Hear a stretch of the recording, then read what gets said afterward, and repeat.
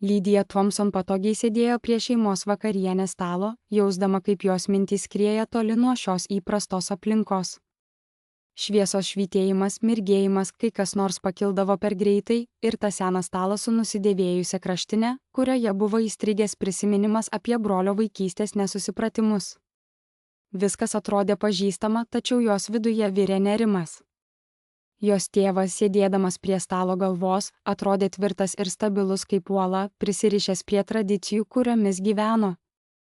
Jis tikėjo, kad darbas turi būti aiškus, suprantamas net kaimynui, ir kad karjera buvo tai, ką galima apibendrinti vienu sakiniu. Likusieji maisto produktai nėra tikras darbas, juokdamasis tarė jis, tarsi tai būtų tiesiog akivaizdu. Jos brolis, sėdėdamas priešais, šyptelėjo, nepakeldamas akių nuo telefono. Tai kvaila idėja, tarsi pasikartodamas tėvo nuomonę. Lydija žiūrėjo į savo ryžių dubenį, stengdamasi pasislėpti už grūdelių ir išvengti jų abejingumo. Niekas nesiteikė paklausti, apie ką ji galvojo, ir ji jautėsi, lyg jos mintys būtų pranykusios erdvėje, niekada nepasiekusios ausų, kurios galėjo pasidomėti. Ji žinojo, kad sukelti pokalbį apie savo idėją, kurią brandino mėnesius, būtų tarsi bandyti įsiveržti į tvirtai uždarytas duris. Tuo tarpu jos mama, tyliai judanti tarp stalo ir orkaitės, padėdavo dubenis, bet nesakė nė žodžio. Konfliktų akivaizdoje ji visada pasirinko tylą, tai buvo jos būdas išlaikyti ramybę šeimoje, net jeigu tai reiškia, kad kai kurie dalykai likdavo neįspręsti. Tada, kai kas nors paklausė, kuo ji užsiima, Lydija, nepagalvojusi, leido žodžiams išsprūsti. Dirbu prie projekto, kuris skirtas sumažinti maisto atliekas. Likusio maisto iš kepyklų ir restoranų sujungimas su žmonėmis, kuriems to reikia, arba pardavimas su nuolaida prieš jį išmetant. Tai buvo viskas, ką jis spėjo pasakyti, kai tėvo juokas nutraukė jos mintis. Likęs maistas nėra tikras darbas, tarė jis, ir brolis, vis dar nesiruošdamas atitraukti akių nuo ekrano, pridūrė, kasgi sumokės už seną duoną. Nežinojo, ką daryti su šiuo abejingumu.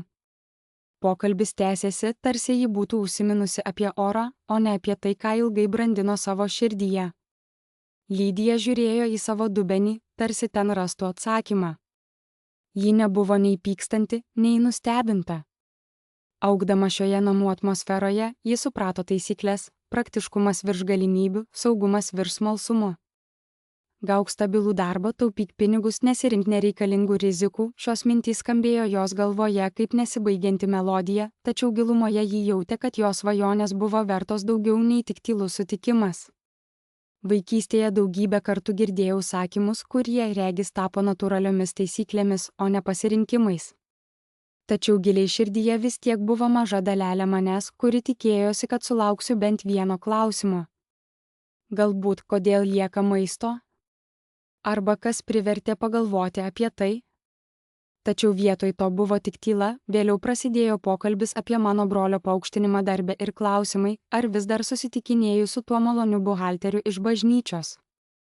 Ta naktį, gulėdama lovoje, vėl ir vėl peržengiau tą akimirką. Galvojau, ar turėjau geriau paaiškinti, ar turėjau pasinaudoti skaičiais, statistika, logika, kažkuo, kas skambėtų rimčiau.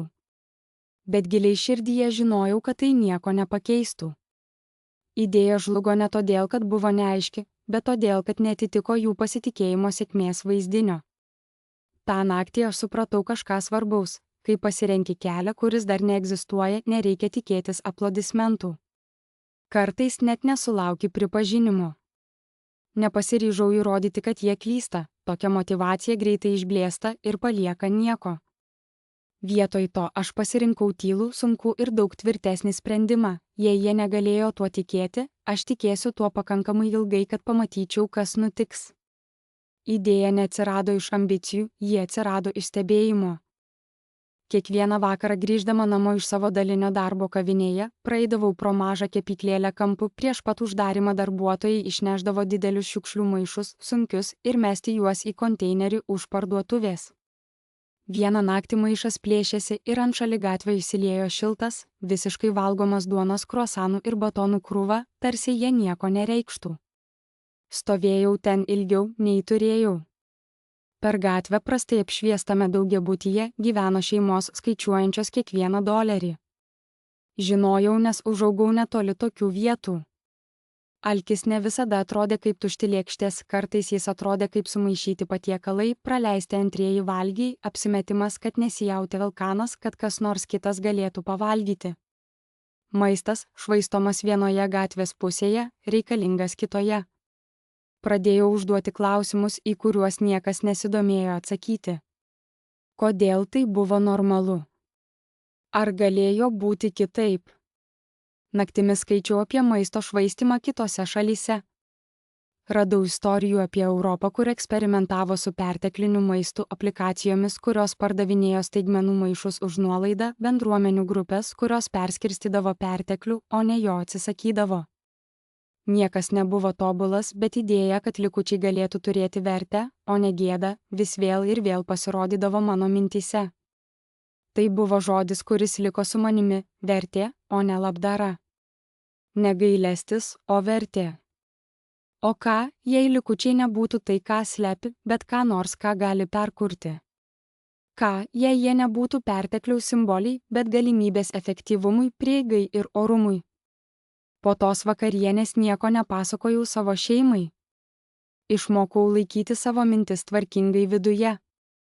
Nutilau ne iš pykčio, bet iš savisaugos, per anksti paaiškinus galima pavojingai atskleisti trapias idėjas prieš įsitvirtinusias nuomonės. Praėjus 3 metams stovėdama perpildytoje verslo salėje, nesijaučiau nugalėtoja. Priešingai, mane apėmė sumišimas. Šviesos buvo ryškios, o aplink sklido užsieninės kalbos, kuriuose skambėjo matavimo, augimo ir plėtros terminai. Žodžiai, kurie anksčiau mane gąsdino, dabar tiesiog plūduriavo oru kaip fono triukšmas. Tuo metu, kai tėvo draugas prisitraukė arčiau ir uždavė klausimą, kodėl man niekada nesakei, kad tavo dukra valdo $150 milijonų įmonę, stebėjau, kaip mano tėvo veidas keičiasi akimirksniu. Sumišimas, nuostaba, kažkas artimo neįtikėjimui. Jis iš pradžių nesijautė didžiuotis, atrodė lyg istorija, kurią pasakojo apie mane, nebebuvo tikra. Ta naktį, kai mano telefonas nušvito su jo vardu, leidau jam skambėti. Ne iš pykčio, ne kaip bausmė, bet todėl, kad dar nebuvau pasiruošusi suspausti 3 metų tylos į vieną pokalbį. Tam dar buvo laiko. Ši istorija neprasidėjo sėkme, ji prasidėjo juoku prie vakarienės stalo, o prieš atsirandant supratimui reikėjo dirbti. Tai nesiklostė kaip tipinis startuolis, nebuvo logotipo, biuro, verslo plano, angelų investuotojų, vizitinių kortelių ar repeticijų prieš veidrodį. Viskas, ką turėjau, buvo senas motociklas, kurį nusipirkau už $300 iš vyriškio persikraustančio į Teksasą, keletas įtrūkusio plastiko dėžių, kurių išmaldavau iš netoliese esančios parduotuvės, porą pirštinių, vis dar kvepiančių ploviklių ir krūvą perdirbtų plastikinių maišelių, kuriuos surinkau iš savo apsipirkimų. Mano uniforma buvo dulkėms skirtas kaukė, džemperis ir nusidėvėjęs sportbačiai. Jei kas nors būtų nufotografavęs mane iš tolo, galbūt būtų pagalvojęs, kad esu vakarinės pamainos valytoja. Iš tiesų, būtent taip jaučiausi daugeliu naktų, kaip žmogus, samdomas sutvarkyti pasaulio dalis, kurių niekas nenorėjo pripažinti. Labai aiškiai prisimenu pirmąją naktį. Jau buvo praėję 10 valandų, kai pastačiau automobilį prie mažos kepyklėlės esančios už 2 gatvių nuo mano būto. Pakankamai kartų praeidama šalia, žinojau, kada jį užsidaro. Taip pat mačiau, kad jų neparduoti kepiniai ryte nelikdavo, jie atsidurdavo juoduose maišuose, tvirtai surištuose, užmesti už galinių durų, vis dar šilti, vis dar valgomi, bet vis tiek išmesti. Mano širdis plakė, kai žengiau į vidų. Uždarytas ženklas jau buvo pasukamas, o šviesos buvo pritemdytos. Moteris stovinti už prekystalio dėliojo padėkliukus ir dainavo sau. Prie durų sustojau, dar kartą perskaičiau savo frazę mintyse ir įėjau. Atsiprašau, kad trukdau, ar galėčiau paimti likusius kepinius šią naktį. Ji lėtai pažvelgė į mane, pirmiausia pasimetusi, o vėliau atsargiai paklausė, tu turi omenyje sau. Nusilenkiau, nes buvau per daug susigėdusi, kad paaiškinčiau visą planą, per daug bijojau, kad ji pasijuoks iš manęs, kaip tai buvo padarę mano šeimos nariai. Ji sustojo, tada pusiau nusišypsojo, pusiau sukrėtė. Na, mes paprastai juos išmetame, bet gal galiu tau duoti keletą šiandien, dėkojau jai nepatogiai, kol ji suvyniojo 3 kruosanus į popierinį maišelį.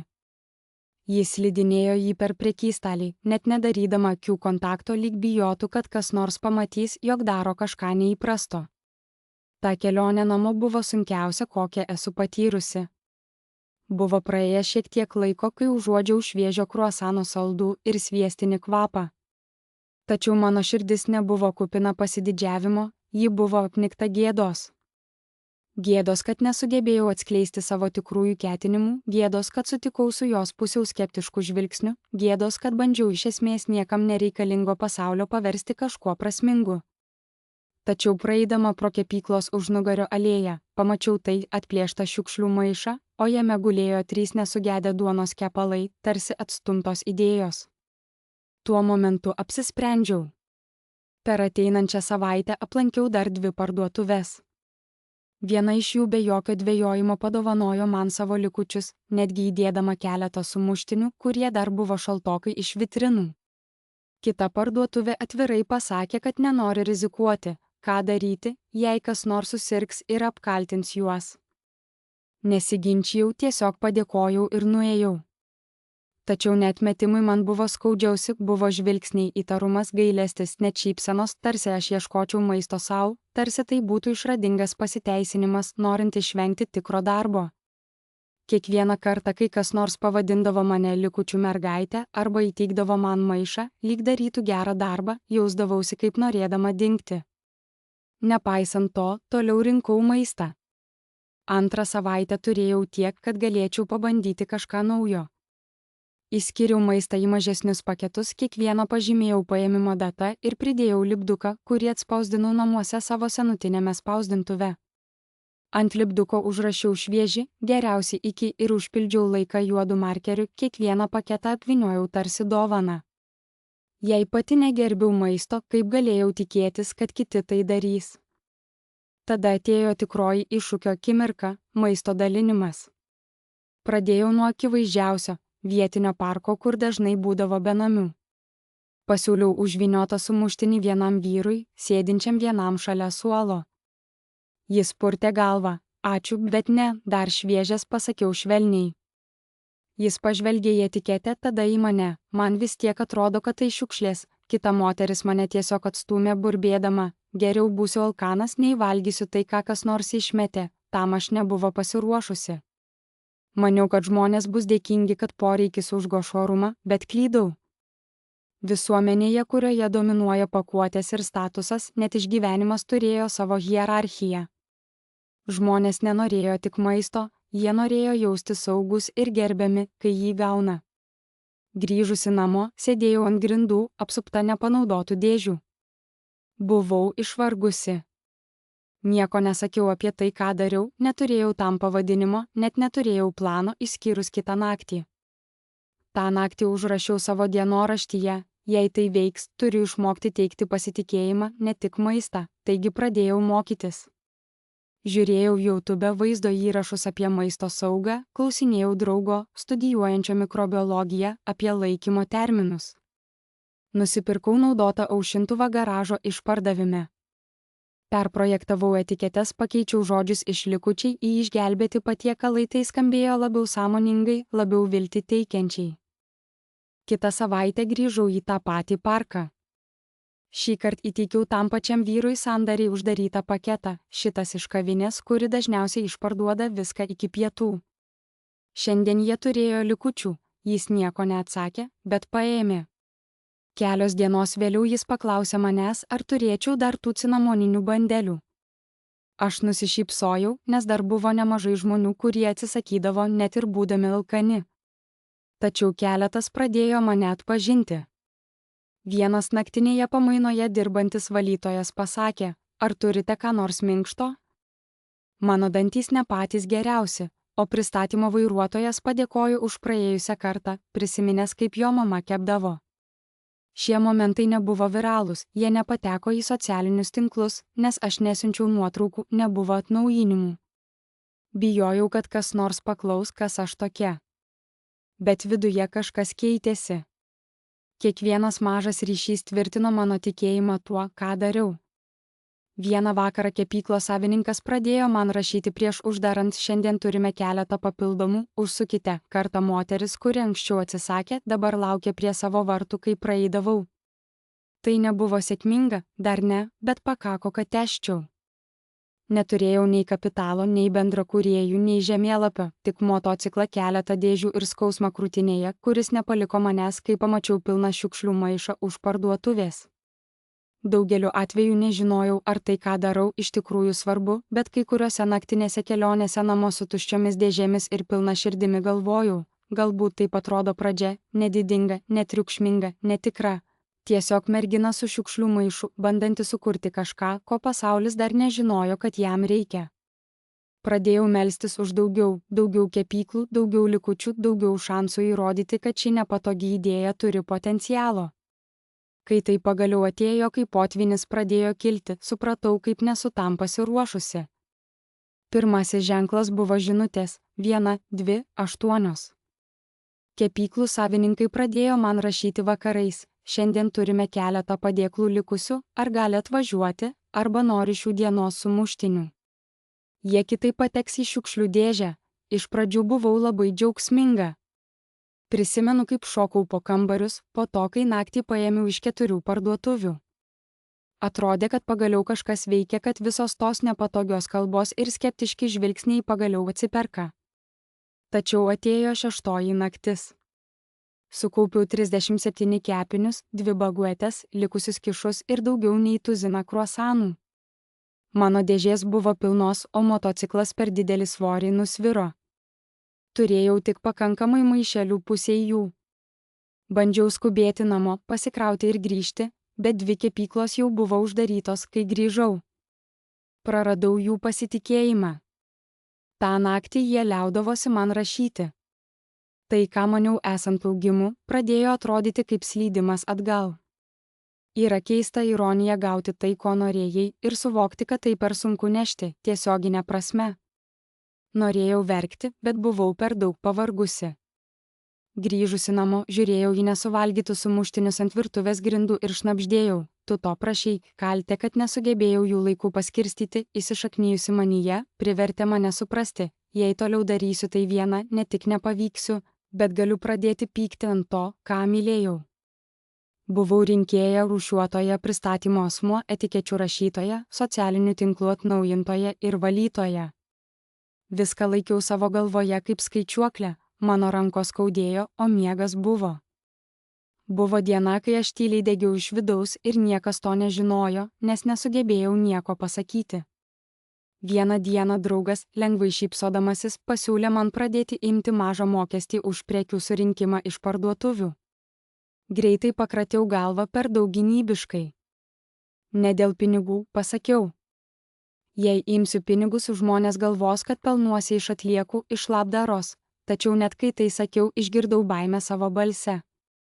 Aš neatsisakiau idėjos, aš bijojau. Bijojau, kad nesugebėsiu sukurti nieko, kas nebūtų paremta idealizmu.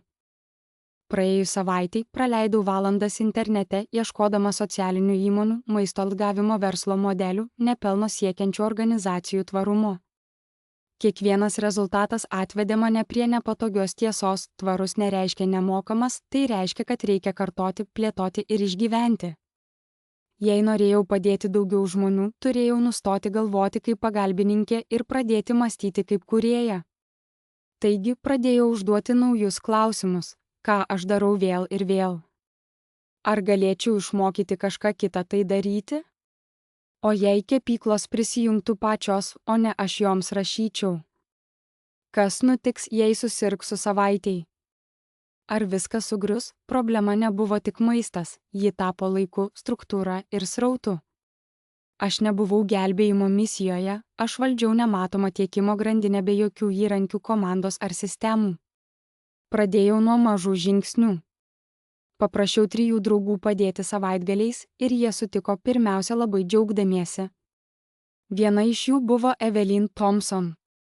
Mes susipažinome prieš 2 metus bendruomenės švarinimosi renginyje, abu rinkome šiukšles palei upės krantą, kol visi kiti fotografavo socialiniams tinklams.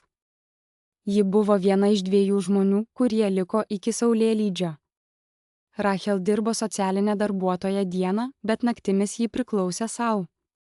Kai papasakojau jai apie maisto atgavimo idėją, ji nesijuokė, nesiteiravo, ar tai tikras darbas. Ji tiesiog paklausė, kada pradedame. Mes netgi sugalvojome kvailus komandos pavadinimus. Viena pavadino save duonos šnabždesiu, o Rachel užsispyrė būti kruasanų vadu. Kita sukūrė mielą lipdukų logotipą. Tačiau po 3 savaičių viena atsisakė, paskui kita. Darbas užima daug laiko, bet puiku, ką darai, sakė viena, ir aš jų nesmerkiu. Tačiau Rachel liko. Ji buvo ta, kuri atėjo kiekvieną savaitgalį be jokių pasiteisinimų, kol kiti pasitraukė. Rachel turėjo gebėjimą bendrauti su kepyklų savininkais, kurio aš neturėjau. Ji buvo šilta, kur aš buvau nepatogi, pasitikinti savimi, kur aš dvejojau. Mėnesio pabaigoje pusė mūsų partnerių kepyklų buvo jos, o ne mano dėka. Niekada jos nepaklausiau, kodėl jai tai rūpi tiek daug. Aš tiesiog buvau dėkinga, kad ji taip elgėsi. Supratau, kad paprašiau pagalbos, nesuteikdama jokios krypties. Nebuvo jokio žemėlapio, jokios aiškumo, tik mano stresas, kuris leidosi į jų šeštadienius. Savanoriškas darbas pasiteisino, bet tik tam tikrą laiką. Tai nebuvo struktūra, tai nebuvo patikima. Ta vakarą sėdėjau ir parašiau vieną sakinį viršuje savo užrašų knygelėje. Jei norėčiau, kad tai būtų tikra, kaip tai pavadinčiau, žiūrėjau į puslapį pusvalandį, tada parašiau pavadinimą. Tai nebuvo genialu, bet tai buvo pradžia. Sukūriau paprastą logotipą naudodama nemokamą internetinę programą.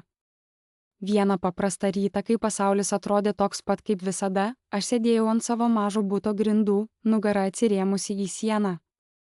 Aplink mane buvo išbarstyti vakarieniai likę maisto produktai ir aš atidžiai rūšiavau juos, žymėjau, kas dar gali būti pasidalinta, kas turi būti išmesta ir už tai, ką teko iššvaistyti, atsiprašydavau.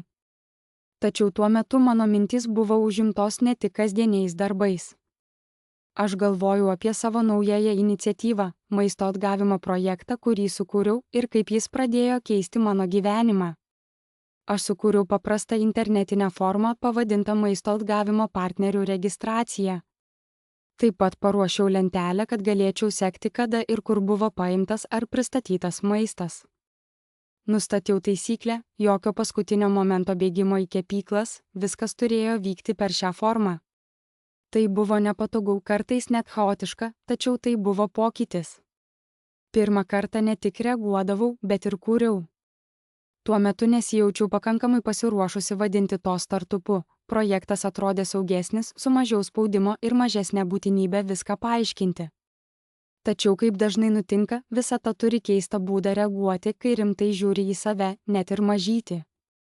Mano kolegė iš universiteto, dabar besimokanti MBA, aptiko mano iniciatyvą socialiniuose tinkluose. Ji man parašė, ar tu ta, kuri daro šį maisto atgavimo projektą? Aš, šiek tiek pasijutusi nepatogiai, patvirtinau, kad taip ir yra.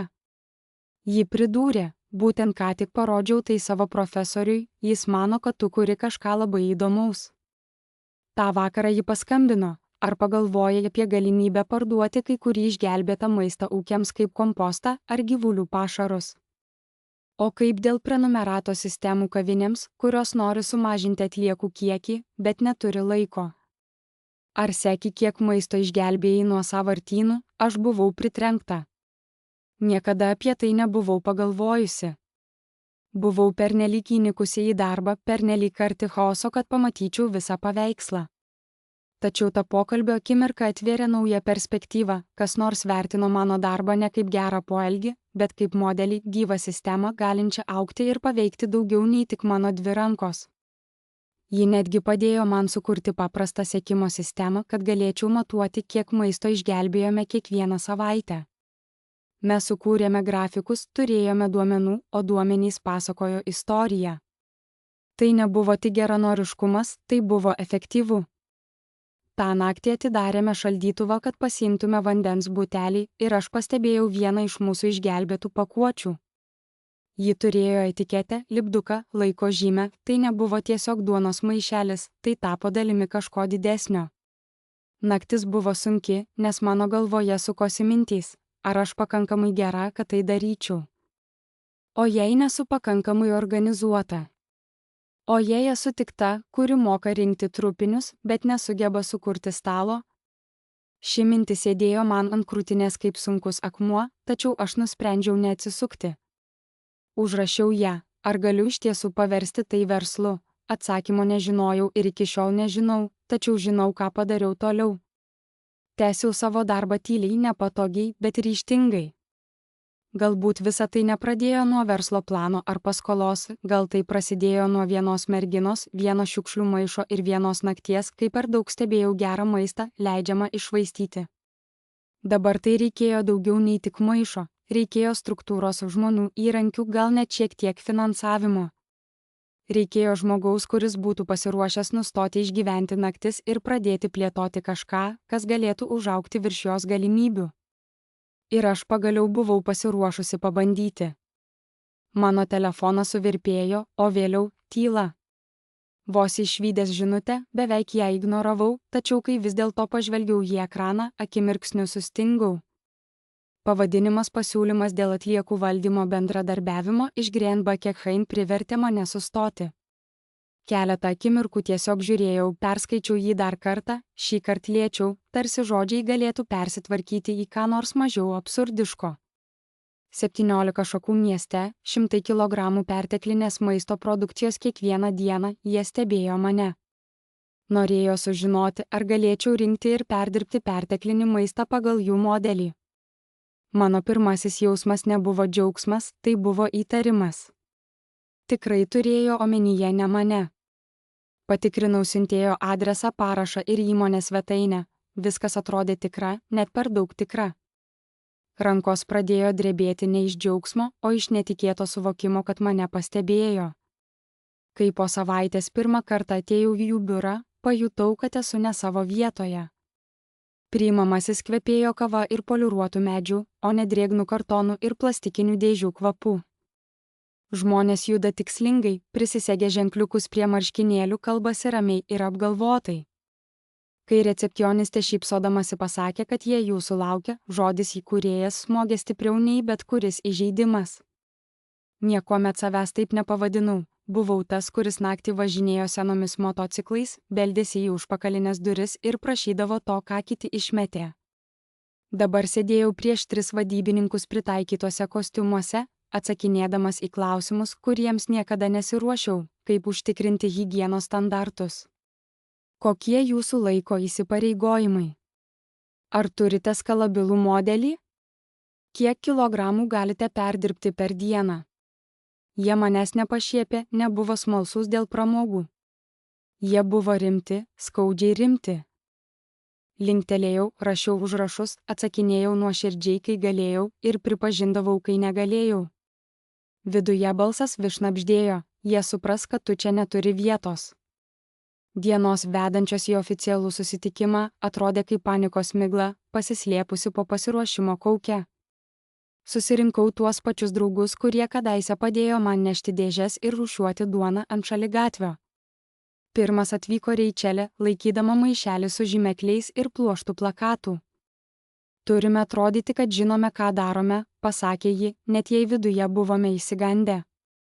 Įskleidėme popierius ant grindų, ginčijomės apie žodžius kaip kapas ir rizika, stengiamės paversti gyvenimo chaosą į kažką, kas atrodė kaip sistema. Paruošiau paprastą pasiūlymą – tikslai, procesai, terminai, dabartiniai ribojimai. Naktį vėlai sukūriau skaidres, įsitempusi žiūrėjau į nešiojamą į kompiuterį, galvodama, ar šriftas neatskleis manęs kaip mėgėjos. Reičelė buvo ta, kuri primygtinai reikalavo, kad atspausdintume uniformas. Ji buvo ta, kuri iki 3 ryto repetavo atsakymus į klausimus, kurių vylėmės jie neprašys. Kai įsivėliau į šriftų ir skaidrių perėjimų paniką, ji paėmė mane už pečių ir tarė, jie neinvestuoja į tavo šriftus, jie investuoja į tave. Netikėjau, bet apsimečiau, kad tikiu.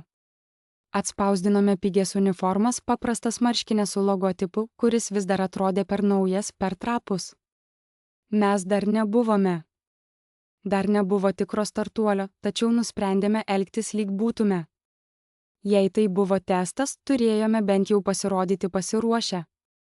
Susitikimas vyko tyliau, nei tikėjausi, jokių grandiozinių kalbų, jokių dramatiškų pertraukų, tik klausantis. Jie uždavė detalių klausimų apie logistiką, sandėliavimą ir transportavimą. Paaiškinau, kaip dirbame, kur buvo mūsų nesėkmės, ką dar mokomės. Tuo metu vienas jų atsilošė, lyg atsitiktinai pasakydamas, man patinka šis modelis. Jis netobulas, bet labai žmogiškas, kitas linktelėjo, o tada nuskambėjo frazė, kuri pakeitė viską, mes norėtume tai išbandyti su 3 filialais, man krūtinėje paspaudė, 3 filialai reiškia 5 kartus didesnį apimtį, 5 kartus didesnę riziką, 5 kartus didesnę galimybę žlugti. Nusišypsojau, padėkojau jiems ir išėjau, vos laikydamasi ant kojų. Pilotinė fazė beveik mūsų griovė. Darbo krūvis sprogdinom naktį, surinkimo grafikai persidengė, sandėlis baigėsi greičiau nei tikėjomės. Vieną vakarą partija kepinių išdžiuvo, nes neteisingai apskaičiavome laiką, kitą dieną klientas skundėsi dėl keisto kvapo. Mano telefonas nustojo skambėti, kiekvienas klaida atrodė kaip tragedija. Įsivaizdavau, kaip atšaukę sutartį, mandagus laiškai virsta šaltomis žinutėmis. Kai pagaliau paskambinau jų atstovui, kad paaiškinčiau problemą prieš jiems pačiems to pastebint, nusprendžiau pasiruošti nusivylimui.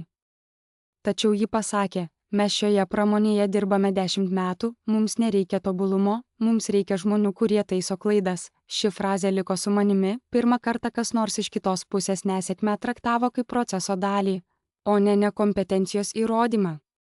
Po mėnesio pasirašėme 6 mėnesių sutartį. 6 mėnesiai – tikras laiko tarpas, tikras įsipareigojimas. Jie pristatė mane kitam partneriui, o socialiniuose tinkluose paskelbė apie mūsų bendradarbiavimą, pavadindami tai žaliąją partnerystę. Įrašą stebėjau ilgiau nei reikėjo, neseniai vengiau pažįstamų gatvių, nešiodama likusi duoną, bijodama sutikti ką nors pažįstamo. Dabar nacionalinė grandinė viešai siejo savo prekės ženklą su mano darbu. Kontrastas atrodė neįtikėtinas. Neberinkau šiukšlių, teikiau sprendimą. Šis suvokimas neatnešė lengvumo, o priešingai – spaudimą. Plėtra reiškia žmonės, sistemas, technologijas, dalykus, kurių neturėjau. Tai reiškia pinigus, tikrus pinigus. Pirmą kartą negalėjau apsimesti, kad aistra vien pakaks. Užrakindama duris tą naktį, nuovargis įsiskverbė į mano kaulus. Viena mintis nuolat sugrįždavo, įrodžiau, kad galiu sėdėti prie stalo, dabar turėjau išmokti ten išlikti. Ryto saulė po Greenbake sandorio atrodė kitaip. Ėjau į sandėlį, kur laukė dėžė su išsaugota duona ir kepiniais, ir pirmą kartą per mėnesius nejaučiau, kad tik stengiuosi spėti. Jaučiausi tarsi stovėčiau ant kažko didesnio krašto, tačiau tas kraštas buvo baisiai status. Sutartis su Greenbake reiškia, kad kiekvieną dieną tvarkysime daugiau nei 300 kg maisto, tačiau erdvė, kurią turėjome pasiskolinti sunkvežimiai, savanoriai, kurie atvykdavo, kai galėjo. Niekas iš to nebuvo pritaikyta tokiam mastui.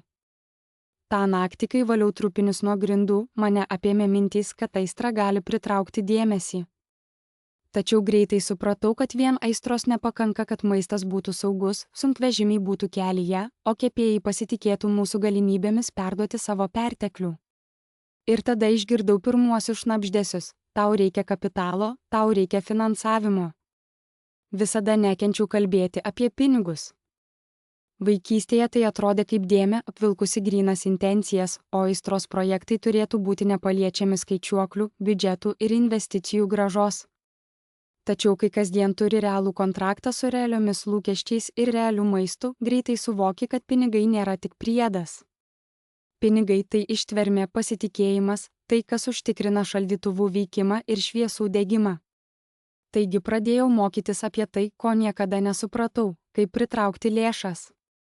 Nežinojau, kas yra pradinė investicija, nesupratau, kuo skiriasi sėkla nuo serijos, o terminai kaip deginimo norma, klientų įsigijimo kaina ar kapitalo lentelė skambėjo kaip svetima kalba, tarsi žaidimas, kuriame net nesuprantu, kaip mesti kauliukus. Naktimis skaičiau straipsnius, kurie atrodė nuobodus ir neįkandami, žiūrėjau vaizdo įrašus, kur kūrėjai naudojo žargoną kaip antrą odą ir naršiau interneto forumuose, kur startuoliai dalijosi savo kovų istorijomis. Kiekvienas bandymas mokytis buvo pažeminantis, tarsi perdaryčiau savo pačios darbo sampratą.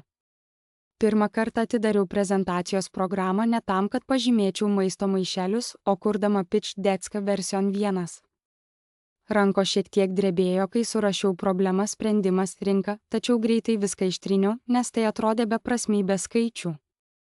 Taigi išmokau sudaryti verslo modelio kanvą, sukūriau skaičiuoklės, kur anksčiau buvo tik lipniosios kortelės. Supratau, kaip apskaičiuoti išlaidas, prognozuoti pajamas ir augimą, koncepcijas, kurios atrodė svetimo šalia prisiminimų apie duonos rūšiavimą vidurnaktį.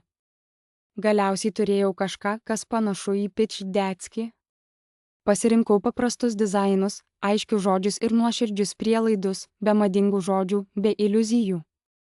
Tada parašiau laišką, kuris davė man tiek pasididžiavimą, tiek pykinimą, pridėdama savo pristatymą prie startuolių finansavimo renginio organizatorių. Su baime paspaudžiau siųsti ir meldžiau, kad laiškas negrįžtų. Kai jis negrįžo, mano skrandis sukilo nuo nerimo. Atėjo diena, kai turėjau pristatyti savo idėjas, ir ji buvo kaip potvynio banga. Pasirinkau švarką, kuris kažkaip suteikė man tiek profesionalumo, tiek apgaulės jausmą. Scenoje šviesos buvo ryškesnės nei tikėjausi, o salė buvo pilna žmonių, kurie atrodė kvėpuoja verslo strategiją taip natūraliai, kaip kvėpuoja oru. Turėjau 10 minučių papasakoti istoriją apie moterį, kuri anksčiau rinko likusi maistą iš kepyklų, remdamasi pasiskolintą dėžę ir pasiskolintą viltimi, ir dabar valdė didelius kiekius tikroje grandinėje. Kalbėjau apie poveikį, apie apimtis, apie tai, kaip mūsų sistema išsivystė, tačiau kai laikmatis bipavo, buvau vos per pusę kelio techninėse detalėse. Klausimų ir atsakymų sesija buvo dar baisesnė, klausimai plūdo kaip kulkos. Kaip planuojate plėtrą be technologijų? Kas yra jūsų komandoje? Kai tik užlipau ant scenos, jaučiau, kad kiekvienas klausimas, kurį užduodavo investuotojai, buvo tarsi šviesos prožektorius apšviečiantis mano silpnybės. Kur jūsų technologijų vadovas?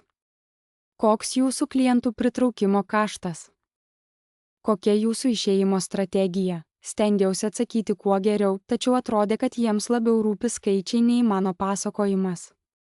Jie norėjo aiškumo duomenų, kurie būtų pakankamai aštrus, kad praskeltų abejonės.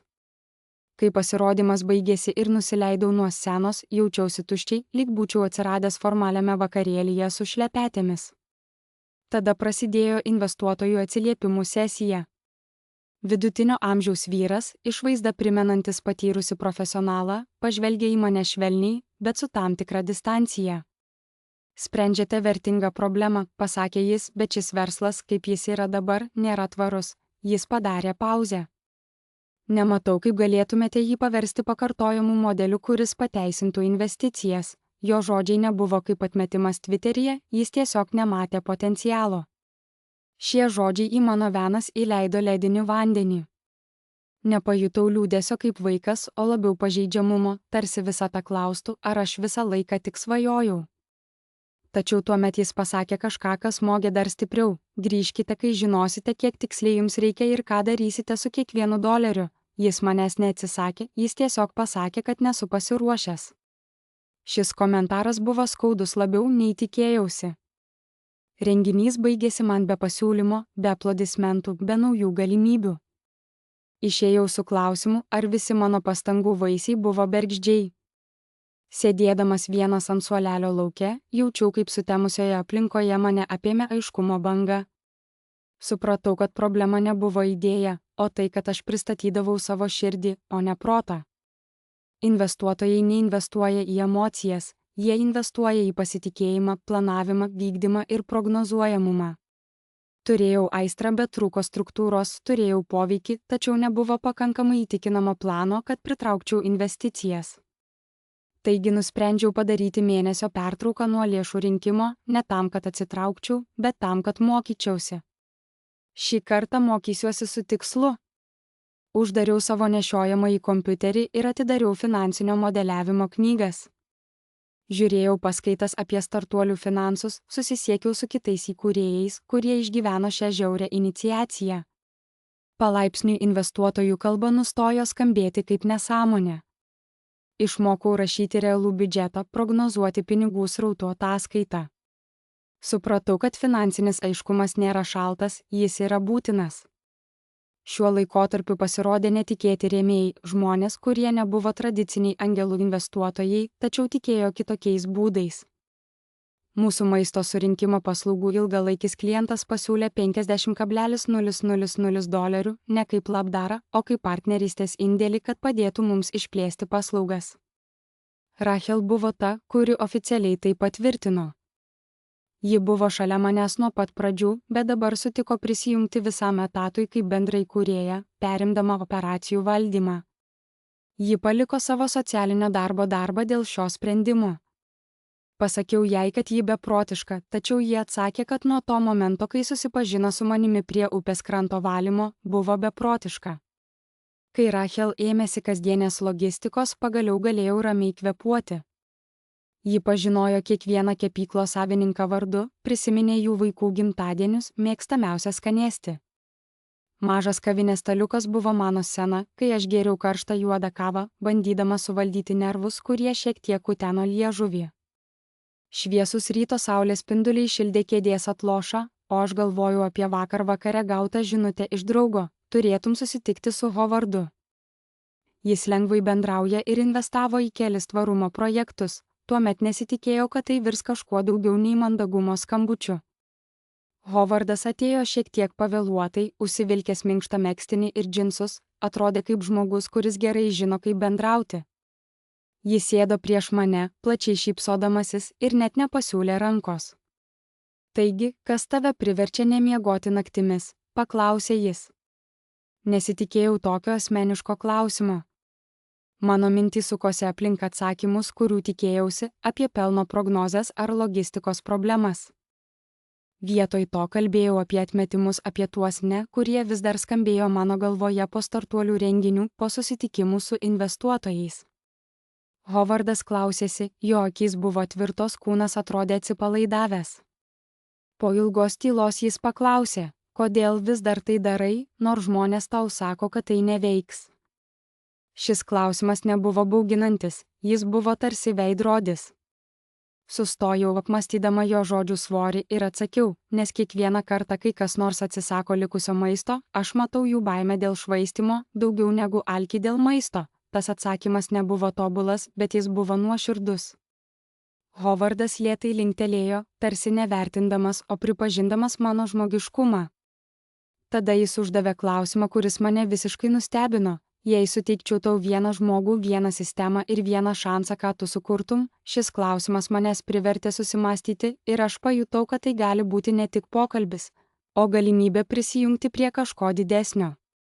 Ši akimirka buvo neabejotinai ta, kuri pakeitė viską, nuo šiol aš nebegalėjau prašyti pinigų, aš turėjau pakviesti partnerius tikėti kartu su manimi.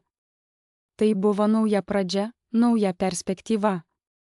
Jo, kai jis pradėjo užduoti klausimus, supratau, kad jie buvo visiškai kitokie nei tie, kuriuos buvau įpratęs girdėti. Jis nesiteiravo apie vertinimą, rinkos dalį ar pelno ribas. Jo klausimai buvo apie pasitikėjimą, viziją ir ketinimus, dalykus, kurių niekada aiškiai nesuformulavau savo. Prieš baigdami gerti paskutinį kavos puodelį, jis jau buvo atskleidęs 3 aklųjų taškus mano verslo modelyje. Pirmasis aklųjų taškas buvo tas, kad visa mano operacija remiasi manualia darbo jėga ir geranoriškumu. Be sistemos, kuri automatizuotų, stebėtų ir analizuotų užsakymus, visada kovosime su vakar dienos neefektyvumu. Antrasis trūko technologinės infrastruktūros, kuri galėtų stebėti prekių atsargų išlaikymą, pristatymo atitikti ar kokybę. Mes buvome reaguojantys, o ne proaktyvūs. Ir trečiasis, mūsų žinutė mažinti atliekas techniškai buvo teisinga, tačiau jai trūko emocinės prasmės. Ji nesakė žmonėms, kodėl tai jiems svarbu. Tu darai gerą darbą, švelniai pasakė jis. Bet jei nori pasiekti toli, turi daryti gerą darbą teisingu būdu. Pasiruošiau tam momentui, kai jis pasakys, kad investuos. Tačiau jis pasakė kažką, kas atrodė daug vertingiau. Aš neinvestuoju į tavo verslo idėją, aš investuoju į žmones ir jų mąstymą. Tada jis pristatė savo pasiūlymą. Jis neduos man čekio iš karto, o pasiūlys kažką kitą, aš tau duosiu vieną mentorių, vieną CTO, dirbantį ne visą darbo dieną ir prieigą prie mano tinklo. Parodyk man nuoseklų progresą per artimiausius 3 mėnesius ir tada kalbėsime apie tikrą finansavimą. 3 mėnesiai skambėjo kaip išbandymas, o ne apdovanojimas. Norėjau pasakyti ne. Norėjau įrodyti, kad galiu pasiekti sėkmę be kitų pagalbos. Tačiau kažkas jo ramioje tikrovėje privertė mane linktelėti, tai buvo mažas šuolis tikėjimu, toks, kuris atrodė rizikingesnis nei bet kas, ką buvau padaręs anksčiau. Per sekantį 3 mėnesių laikotarpį viskas pasikeitė. CTO, kurį man pristatė, buvo tylus inžinerijos disciplinos jėgos centras. Per kelią savaitę sukūrėme informacinę sistemą, kuri sekė užsakymus, prekių paėmimo rodiklius ir pristatymo laikus. Tai, kas anksčiau užimdavo valandas manualaus rūšiavimo, dabar galėjo būti vizualizuota realiu laiku. Tai sutaupė beveik 40% operatyviosios laiko ir sumažino sugadinimą. Mentorius tuo tarpu perframingavo mūsų pasakojimą. Nustok kalbėti apie atliekas, pasakė jis. Kalbėk apie skanų maistą už puikią kainą, bendruomenės, kurios maitinamos oriai ir aplinkos poveikį, paversta asmeninę naudą. Tai buvo lyg perjungti jungiklį. Mes pertvarkėme savo žinutę aplink koncepciją, vadinamą siurprizo krepšys žaismingą ir įtraukiančią pasiūlą, kuri paverčia perteklių į lobio medžioklę vartotojams. Kiekvienas krepšys kainavo nuo 3 iki 5 dolerių ir turėjo maisto už mažiausiai 15 dolerių vertę. Niekada nežinojai, ką tiksliai gausi, bet tai buvo dalis žavesio. Kalba pasikeitė iš nuobodaus žargono į kažką gyvo ir kviečiančio. Valgyk skaniai, taupyk pinigus, padėk planetai. Dalyvaujant komandos susitikimuose, pradėjau jausti pokyčius savyje. Nebebuvau tik tas, kuris pleistruoja įtrūkimus, pradėjau mąstyti kaip tas, kuris valdo laivą, mokydamasis, kuris girgžda, kaip jį sustiprinti, kaip nustatyti kursą į priekį. Mėnesiai prabėgo, kiekvienas pažymėtas palaipsniui pasiektais laimėjimais ir retkarčiais nesėkmėmis. Mes išbandėme skirtingus pristatymo laikus, tobulinome pakuotės, įsiklausėme į klientų atsiliepimus. Lėtai, bet užtikrintai pradėjo atsirasti nauji modeliai. Tai nebuvo tik atjautos istorija, tai tapo matoma ir pakartojama sprendimų sistema. Po 90 dienų vėl susirinkome toje pačioje kavinėje, kur niekada anksčiau nebuvo nieko realaus. Šįkart buvau ne viena, šalia mane sėdėjo mano CTO ir mentorius. Rachel su savo užrašų knyga, pilna partnerių atsiliepimų ir operatyvinių pastabų, sėdėjo šalia. Atvėriau skaidrę su duomenimis apie klientų išlaikymo rodiklius, sumažinimo procentus, sutaupytas lėšas ir prognozuojamas augimo kreivės. Kalba pasikeitė, tai jau nebuvo prašymas patikėti mumis, tai buvo tai, ką mes įrodėme. Pasibaigus mano pristatymui, salėje nusiklojo ilga tyla. Tada mano mentorius nusišypsojo ir tarė, dabar kalbame apie tikrąją galimybę.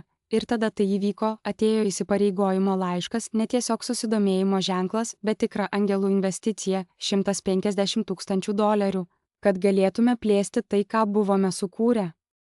Sustingau, žiūrėdama į skaičių sutartyje, sunkiai galėdama tuo patikėti. Tai buvo ne tik kapitalas, tai buvo pasitikėjimas, žmogus, kuris buvo pasiruošęs investuoti, nes matė ne tik modelį, bet ir jį kūrusią asmenybę. Galiausiai supratau, ką mano draugė turėjo omenyje, kai sakė, jog šis susitikimas bus vertas to, kad jį išgyventum. Kai pasirašiau galutinę eilutę, visą savo kelionės svorį sukoncentravau į vieną paprastą tiesą. Aš nebebuvau ta, kuri kovoja, kad būtų pastebėta, aš buvau žmogus, kuris buvo pripažintas. Tas prakeiktas kavos susitikimas padarė daugiau nei tik supažindino mane su naujais žmonėmis, jis supažindino mane su nauja savo versija. Nebuvau daugiau skolų išieškotoja, buvau įmonės, kuri gali augti strategijos ir prasmės turintis įkūrėjas. Pirmą kartą giliai patikėjau, kad galiu žaisti arenoje, kur susitinka prasmingos idėjos ir realūs ištekliai. Pasaulis nebežiūrėjo į mane kaip į svajotoją su likusi duona, jie matė mane kaip žmogų, kuris kuria įmonę su vizija, strategija ir tinkama parama, kad pasiektų toliau, nei kada nors svajojau. Ir tai buvo laikotarpis, kai viskas pagaliau pradėjo judėti teisinga linkme. Kai atėjo laiškas, sužinojome, kad išsiplėtėme į 2 naujas miestus, samdėme žmones, apie kuriuos anksčiau galėjome tik svajoti, ir persikėlėme į mažą, bet tikrą biurą, kuris kvepėjo kava, kartonu ir ambicija. Tuo tarpu Tvarumo žurnalas išspausdino straipsnį apie mūsų antraštę, kuri privertė mano krūtinę suspausti iš nuostabos. Startuolis, paverčiantis maisto atliekas į miesto poveikį. Partneriai mus sveikino, savanoriai iš ankstyvųjų dienų siuntė žinutes, sakydami, kad didžiuojasi buvę čia nuo pradžių. Pirmą kartą augimas atrodė stabilus, o ne trapus. Tačiau vėlyvą vakarą mano telefonas suvirpa su žinute iš Rachel. Jos tekstas buvo trumpas: turi tai pamatyti. Atsiprašau, paspaudusi nuorodą, nesupratau, kodėl ji atsiprašo. Tada pamačiau įrašą iš žinomos aplinkosaugininkų grupės, kurios aš seniai gerbiau, dar prieš pradėdama šią įmonę. Antraštė buvo aštri ir negailestinga, jie apkaltino mūsų modelius, kad legalizuojame pelną iš atliekų, argumentuodami, kad likusi maisto dalis turėtų būti dovanojama, o ne parduodama, ir užsiminė, kad tokios įmonės kaip mano išnaudoja moralę pelnui. Komentarai plūdo taip greitai, kad net nesugebėjome jų visų sekti. Dalinimų skaičius šoko į aukštumas, niekada anksčiau nepasiektas organiškai. Tačiau tai, kas labiausiai skaudino, nebuvo pyktis, o pripažinimas. Daugelis skeptikų, kurie dabar kėlė klausimus, anksčiau buvo mūsų rėmėjai, savanoriai, pradiniai naudotojai, tikėję mūsų idėjomis. Žiūrėdamas į ekraną, pajutau, kaip mano krūtinėje atsivėrė tuštuma. Niekada nesitikėjau, kad bus supuolamas ne iš skeptikų pusės, o iš tų, kurie kalbėjo mano kalba ir dalinosi tomis pačiomis vertybėmis. Mano pirmasis jausmas buvo žmogiškas, nepatrauklus – pyktis. Kodėl jie nežinojo, kiek naktų praleidome taisydami klaidas? Ar nesuprato, kokios buvo logistikos, saugumo ir atsakomybės sąnaudos? Baimė greitai užklupo, o jei partneriai pasitrauks? O jei parduotuvės nenorės, kad jų prekės ženklas būtų siejamas su skandalu? Naktį sėdėjau ilgai, rašydamas ilgą atsakymą, aiškinantį visą mūsų procesą, nuo žaliavų šaltinių iki kainodaros, nuo higienos standartų iki reinvestavimo strategijų. Paspaudęs paskelbti, tikėjausi, kad aiškumas nuramins triukšmą. Tačiau jis nuskendo po naujų komentarų svorių, kurie vos užsiminė apie tai, ką buvau parašęs. Žmonės nesidomėjo paaiškinimais, jiems reikėjo ko nors paprasto, priežasties, kodėl turėtų mumis pasitikėti. Kai kurie komentarai smigo kaip mažos peiliai: anksčiau dalindavote maistą, dabar jį parduodate. Dar viena startuolė, apsimetanti etinę. Jei tai tikrai apie žmonės, kodėl imti pinigus, kiekvienas sakinys atrodė asmeniškas, nors nei vienas jų manęs nepažino. Biure įsivyravo įtampa, sušalėme skubę susirinkimą, kuris užtruko iki vėlumos. Kambarys buvo padalintas, viena grupė siūlė nutylėti, palaukti, kol audra praeis, kita kovoti, skelbti duomenis, įgyvendinti stipresnę viešųjų ryšių kampaniją ir įrodyti visiems, kad klysta. Keletas žmonių nieko nesakė, žiūrėdami į stalą, jų energija buvo išsekusi nuo kovos, į kurią jie nebuvo pasirašę. Rachel, sėdinti kampe, buvo neįprastai tyli. Kai mūsų akys susitiko, ji man nedaugiau kaip šyptelėjo: ką be paimtum, aš su tavimi. Klausydamasis dariau užrašus, linktelėjau galvą, tačiau viduje jaučiau naštą, kurios niekada iki šiol pilnai nešiojau. Tai nebuvo tik mano idėja, kurią puolė, tai buvo visos 20 žmonių, patikėjusių man savo laiką, karjerą ir tikėjimą morale. Pirmą kartą nesijaučiau kaip steigėjas, reaguojantis į kritiką, jaučiausi kaip generalinis direktorius, atsakingas už pasitikėjimą tiek viduje, tiek už jos ribų.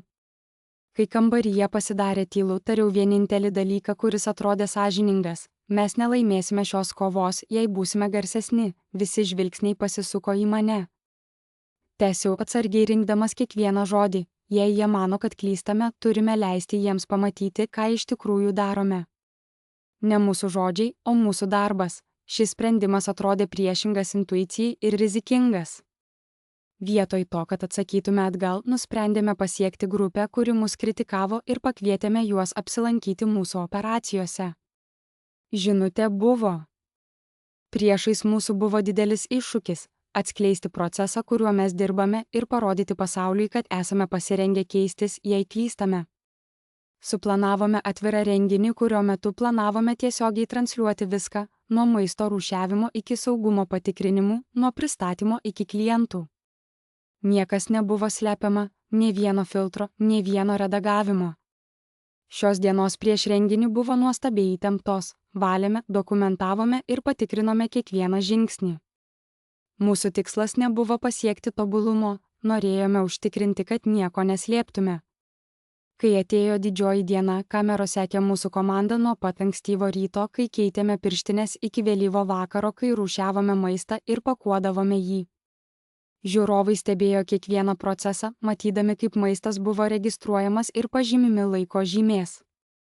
Aiškinome, kodėl kai kurie produktai negali būti laisvai dovanojami, kodėl būtinos tam tikros sistemos, kad žmonės būtų saugus, ir kodėl tvarumas be struktūros griūva po savo idealizmu. Komentarai, kuriuos gavome, buvo įvairūs, kai kurie buvo griežti, tačiau kiti jau pasikeitė, klausimai užėmė vietą kaltinimams, smalsumas nugalėjo panieką. Po renginio nutiko kažkas netikėto. Keletas grupės narių, kurie pirmiausia kritikavo, nusiuntė man privačias žinutes. Jie pripažino, kad mūsų modelis buvo kitoks nei jie įsivaizdavo. Vienas iš jų rašė: vis dar turiu abejonių, bet gerbiu, kad parodėte viską. Po savaitės kita aplinkosaugos organizacija susisiekė ir pasiūlė bendrą kampaniją dėl atsakingo maisto gelbėjimo, sujungiančią nemokamą paskirstimą su tvariais kainodaros principais. Tai, kas pradžioje atrodė kaip puolimas, virto pokalbiu, o galiausiai bendradarbiavimu. Krizė nesibaigė akimirksniu, bet mūsų modelis tapo aiškesnis ne tik visuomeniai, bet ir mums patiems. Suvokėme, kad pasitikėjimo nepavyksta įsigyti su reklama ar gudriais pranešimais. Geri ketinimai nieko nereiškia, jei žmonės nematė atsakomybės. Daryti gerus darbus nepakako, tai reikėjo aiškiai, nuolankiai ir nuosekliai perteikti. Taip pat supratau dar vieną tylų, bet gilesnį dalyką apie lyderystę. Būti teisus buvo mažiau svarbu nei būti atsakingam. Klausyti buvo svarbiau nei reaguoti, o baimę, susidūrus su ją, buvo galima paversti bendrumu, o ne atsitraukimu. Kai pagaliau šurmulys nurimo, mūsų bendruomenė tapo mažesnė, bet stipresnė. Tie, kurie liko, tikėjo ne todėl, kad skelbėme dorybes, bet todėl, kad demonstravome jas sudėtingomis akimirkomis. Nebebijojau nesusipratimų taip, kaip anksčiau, dabar supratau, kad augimas pritraukia kritikos, o kritika išbando vientisumą. Peržengus šį išbandymą, ne tik apsaugai savo įmonę, bet ir apibrėži ją. Mes nebebuvome tik grupė renkantis likučius, tapome plačios diskusijos apie etinį vartojimą, orumą ir tai, kaip geri ketinimai gali augti neprarandant savo sielos dalimi. Tačiau kai pagaliau pradėjau atsikvėpti, manydama, kad blogiausia jau praeityje, iškilo naujas iššūkis. Šis iššūkis nebekilo iš išorinės aplinkos, o atėjo iš vidaus. Žinutė pasiekė mane vėlai naktį, sužadindama mano dėmesį ir jausmus, kad tai buvo svarbu ir asmeniška. Atblokavau ekraną ir pamačiau jos vardą – Rachel. Man labai sutraukė skrandį dar prieš perskaičius žodžius. Rachel niekada nesiuntė žinučių tokiu vėlyvų laiku, nebent. Ryte, kai saulė dar tik pradėjo kilti, jausmas buvo keistas. Rachel, kuri visada buvo ankstyvosios ryto šviesulys, atsiuntė žinutę, kuri pranašavo blogas naujienas. Ar galime pasikalbėti rytoj? Rašė ji. Ši žinutė man neleidžia ramiai miegoti. Naktį galvoje sukosi prisiminimai apie visus tuos momentus, kai Rachel buvo šalia. Pirmas mūsų susitikimas prie upės, kai dalyvavome aplinkosauginėje akcijoje, buvo tik pradžia. Taip pat prisiminiau, kaip jie atvyko į pirmąjį kepyklos bėgimą be jokio kvietimo ar 3 valandos val. Nakties repeticija prieš Greenbacke, kai ji paėmė mane už pečių ir pasakė, kad mūsų šriftams nebus investicijų. Ir tada, kai ji paliko savo socialinio darbo vietą, kad prisijungtų prie manęs visam laikui. 3 metai kartu ir dabar žinutė, kuri atrodė kaip atsisveikinimas. Mintise peržvelgiau pastarųjų mėnesių įvykių viršūnę, nuo pirmųjų dienų, kai rinkome likusius pyragus po vieną kvartalą, iki sutarties su Greenbacke pasirašymo, iki susitikimo su Hovardu kavinėje, kuris pakeitė mūsų požiūrį į šį projektą. Mąsčiau, kiek daug nuveikėme, tačiau jaučiau, kad visa tai buvo lyg popierinė valtis, plaukiojanti ant vandens, kuris bet kada galėjo tapti audringu. Turėjau suprasti, kad augimas nėra tiesi linija ir kad audra gali kilti ne iš išorinių kritikų ar investuotojų, o iš mūsų pačių. Kitą rytą susitikau su Rachel mažoje konferencijų salėje, kurioje dabar atlikdavome vidinius patikrinimus. Ji buvo tyli, jos akys pavargusios ir vos ji pradėjo kalbėti, supratau, kad tai nebus paprastas pokalbis. Manau, noriu palikti kompaniją, pasakė ji, ir šie žodžiai smogė man kaip staigus durų uždarimas. Visos mūsų strategijos ir planai dingo, o prieš mane stovėjo žmogus, kuriuo pasitikėjau, sakydamas, kad nebejaučia priklausomybės. Pradžioje tik sugebėjau išspausti kodėl. Rachel giliai įkvėpė, lyg būtų tai repetavusi. Jaučiuosi atitrūkusi nuo ritmo, nuo krypties, sakė ji, jos balsas buvo stabilus, bet pavargęs. Man trūksta ankstyvųjų dienų. Ar prisimeni, kai patys pristatydavome duoną? Kai pažinojome kiekvieną žmogų gaunantį maistą. Dabar praleidžiu dienas prie skaičiuoklių ir konferencijų skambučių. Aš prisijungiau čia, nes norėjau padėti žmonėms, o ne valdyti sistemas. Nors norėjau ginčytis ir pasakyti, kad sistemos padeda daugiau žmonių nei 2 moterys ant motociklų, žinojau, ką ji turi omenyje. Ir aš tai jaučiau, kartais vėlai naktį, kai skaičiai susipindavo ir aš negalėjau prisiminti, kada paskutinį kartą tiesiog įteikiau maistą kam nors. Mūsų kartu sukurta pasaulis dabar atrodė korporatyvus. Man reikia vėl rasti tą jausmą ir nemanau, kad galiu jį rasti čia, tęsė ji, o jos balse nebuvo pykčio, tik tylus pasidavimo tonas. Noriu išbandyti kitus būdus daryti pokyčius. Nežinau, ar tai tinkama vieta man.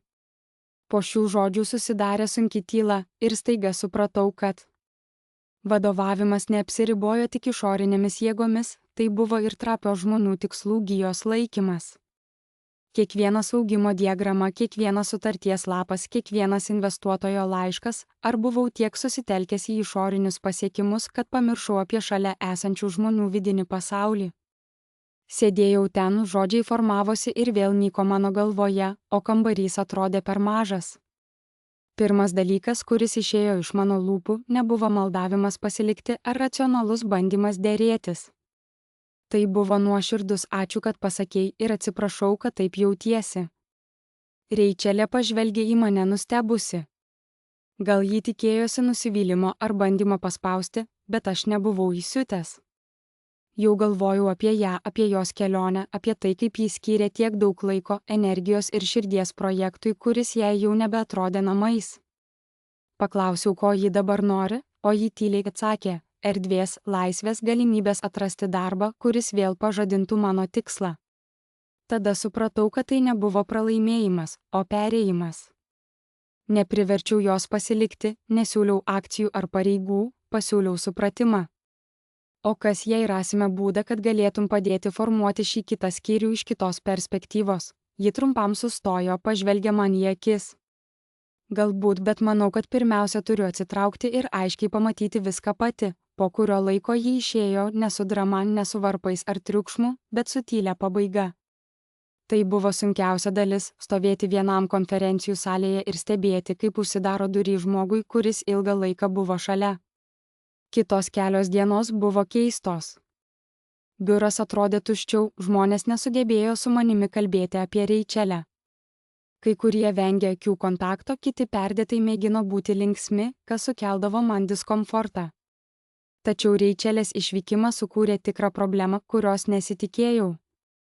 Ji buvo ta, kuri tvarkė santykius su mūsų pirminiais kepyklos partneriais, mažomis parduotuvėmis, kurios mus palaikė nuo pat pradžių. Ji žinojo juos vardais, žinojo jų istorijas. Be Reičelės tie santykiai tapo sandoriais, o ne ryšiais. Per savaitę 3 partneriai nustojo atsakinėti į skambučius.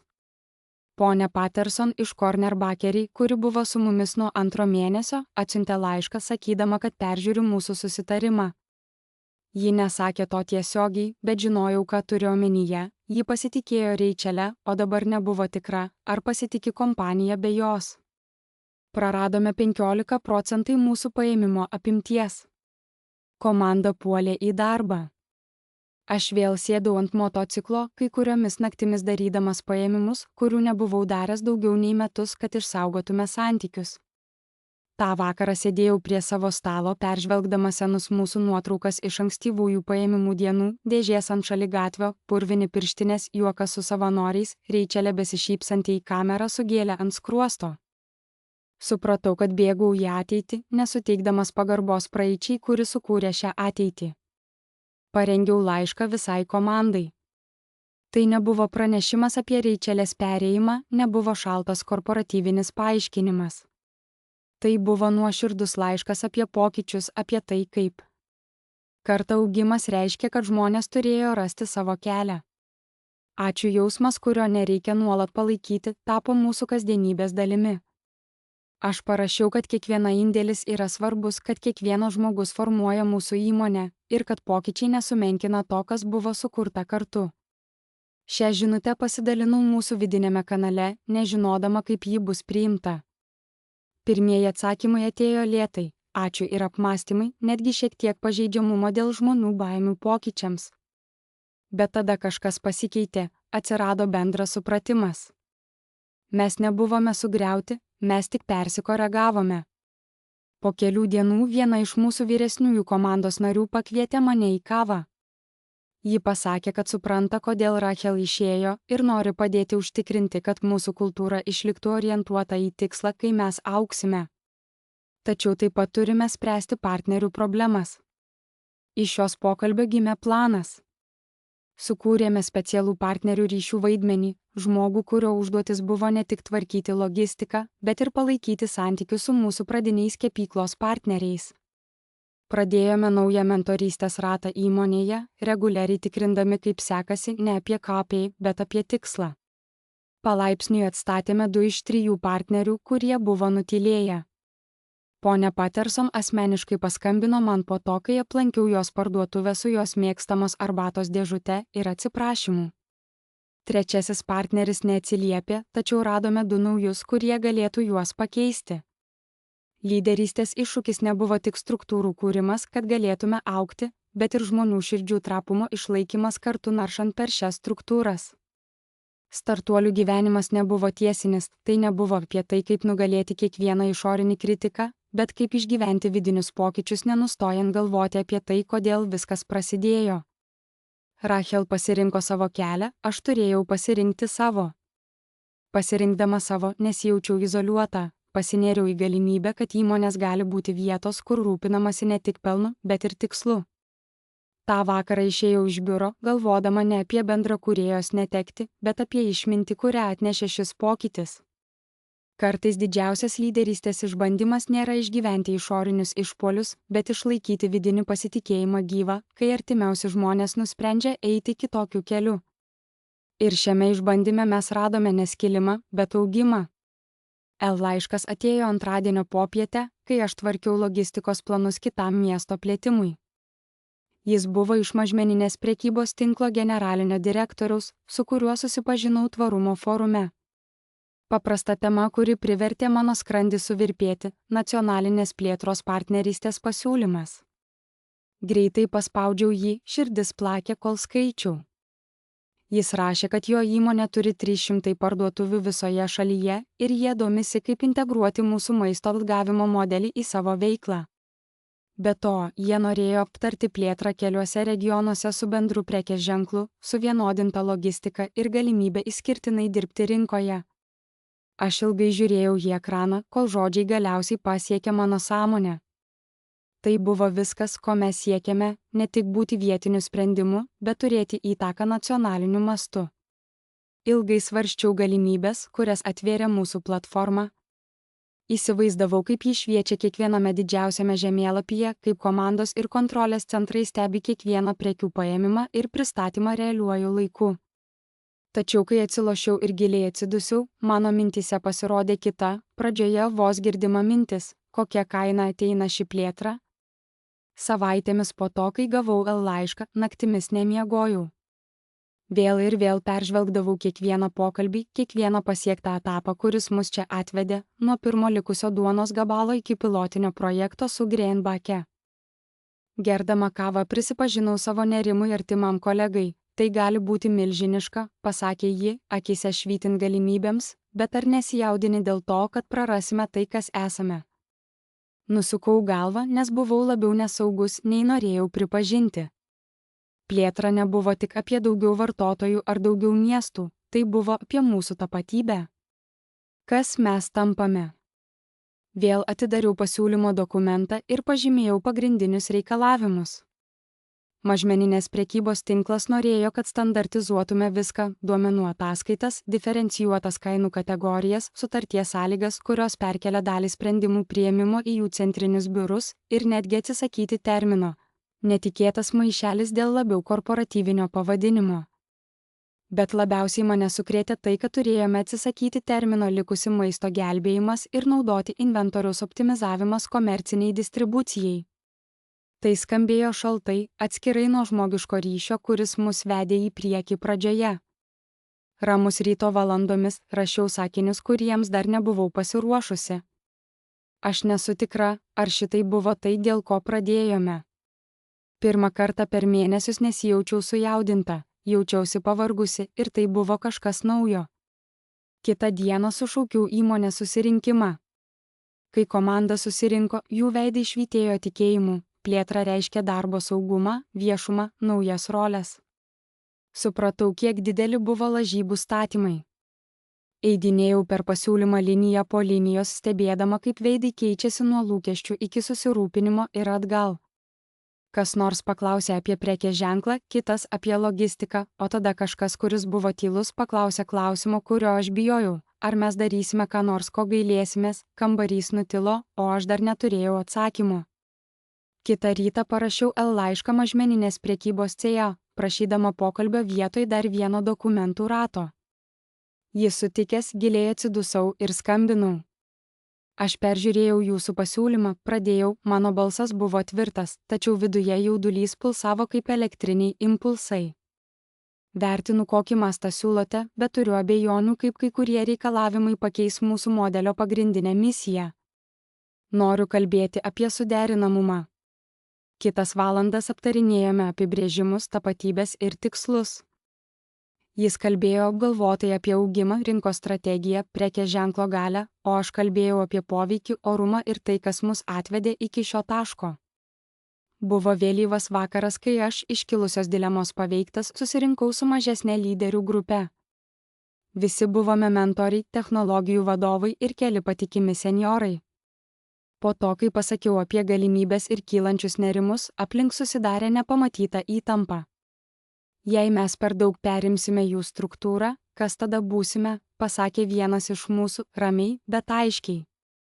Jo žodžiai pakvietė mus pasvarstyti, ar mes prarasime kažką, ar galbūt galime apibrėžti, už ką iš tikrųjų stovime.